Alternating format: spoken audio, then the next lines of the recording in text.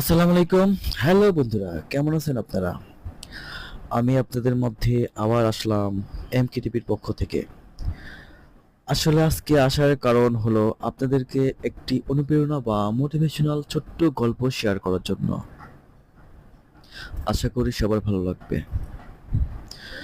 গল্পটি না টেনে পুরোটাই শুনবেন।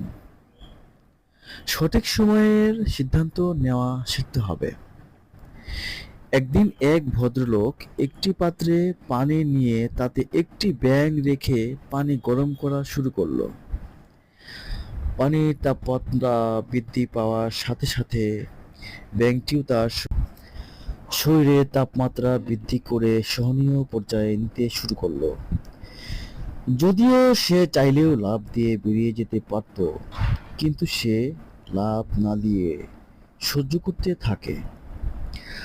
আস্তে আস্তে পাত্রের তাপমাত্রা যখন আরো বাড়িয়ে ফুটন্ত গরম করা হয়, তখন ব্যাঙটি আর সহ্য করতে না পেরে সে সিদ্ধান্ত নেয় লাফ দেওয়ার।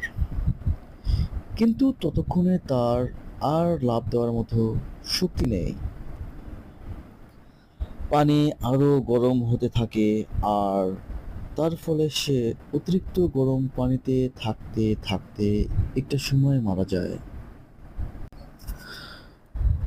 তাহলে এখন যদি প্রশ্ন করা হয় ব্যাঙটি কিভাবে মারা গেল, মারা যাওয়ার কারণ কি, তাহলে আমরা অধিকাংশরাই বলবো যে গরম পানির কারণে ব্যাঙটি মারা গেল। কিন্তু না, সে আসলে গরম পানির কারণে মারা যায়নি। সে মারা গিয়েছে সঠিক সিদ্ধান্তের কারণে।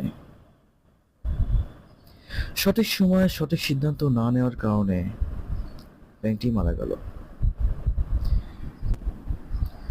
সে যদি সময় থাকতে আগেই লাফ দিত তাহলে সে বেঁচে যেত, কিন্তু সে লাফ দেওয়ার সিদ্ধান্তটা নেওয়া খুব দেরি হয়ে গেল, এজন্য মারা গেল।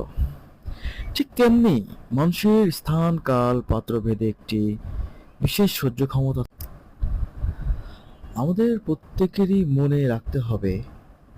ক্ষমতা থাকা অবস্থায় সঠিক সিদ্ধান্ত সঠিক সময় নিতে হবে।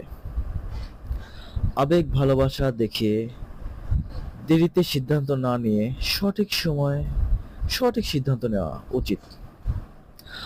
দেখেন, আজ ব্যাংকটি যদি সঠিক সময় সঠিক সিদ্ধান্ত নিত তাহলে ব্যাংকটি কিন্তু আজ বেঁচে যেত। যাই হোক বন্ধুরা, আমার গল্পটি কেমন লাগলো আপনারা কমেন্ট সেকশনে জানাবেন প্লিজ।